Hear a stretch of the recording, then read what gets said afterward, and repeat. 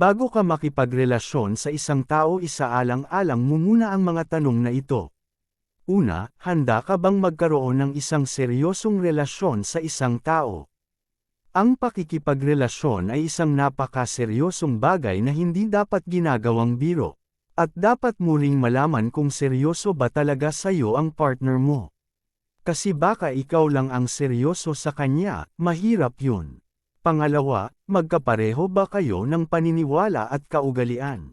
Isa ito sa mga dapat mong isaalang-alang dahil napakahirap makisama sa isang taong hindi mo kakikitaan ng pagkakatulad niyong dalawa.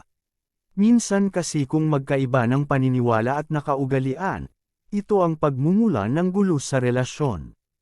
Kaya mas maiging kahit papaano may mga bagay kayong pinagkakasunduan. Hindi man lahat pero at least may pagkakatulad kahit kaunti. Kaya nga yung iba na hindi compatible sa isa't isa, ang ending magulo ang pamilya.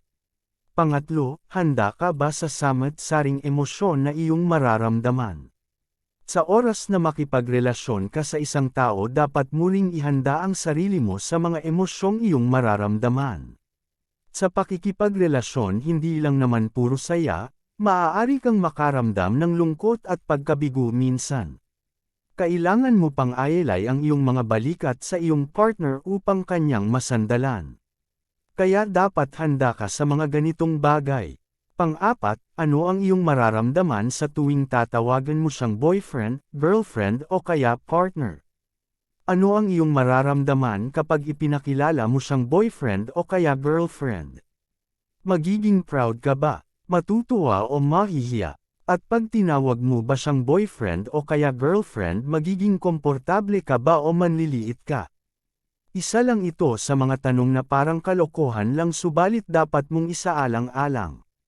May iba kasi na kahit may boyfriend o kaya girlfriend hindi masaya sa taong karelasyon nila. Kaya dapat maging totoo ka sa sarili mo, kung mahal mo ang isang tao go, kung hindi stop ka na dahil wala ka namang mapapala sa kanya. Panglima, kaya mo bang pagtiisan ang hindi magandang ugaling ipapakita niya?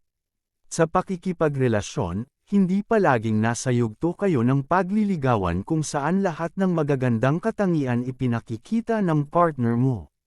Sa katagalan doon mo na siya makikilala ng husto, ang totoo niyang ugali at ang mga nais niya.